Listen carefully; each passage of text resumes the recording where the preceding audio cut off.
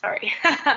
um, yes, I agree with everything that we're saying. I don't really think that to implement emerging technologies in aviation has to be cutting edge, has to be AI or something never seen before that is disruptive in the industry.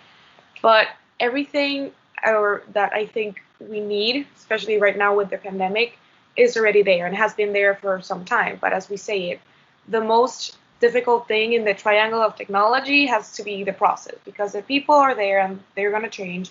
Technology is ever changing, but the most difficult thing is going to be the processes. And I think we discussed this too in the VHH 7.0, that especially in aviation, that we have to make sure that everything is 120% safe, because in the end we're talking about aircrafts that they have to stay in the air, be it in the MRO industry and cargo in the passenger industry.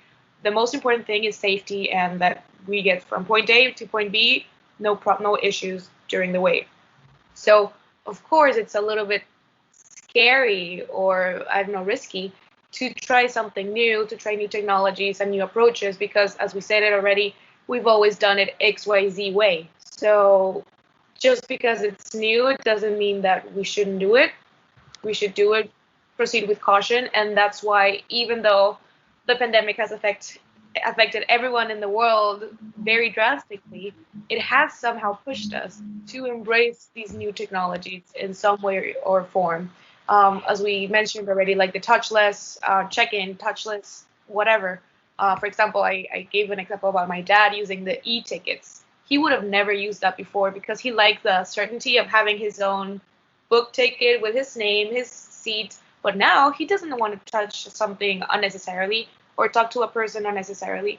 He will 100% from now on be using his phone, check in, whatever, grab his own luggage, because in the end, that's what we have evolved to. And from that example, there's many more of how we just started becoming used to new technologies. And I think that's at least a little silver lining from having to socially distance and everything. It has also made us try to think further out of our boxes to innovate in new solutions as well.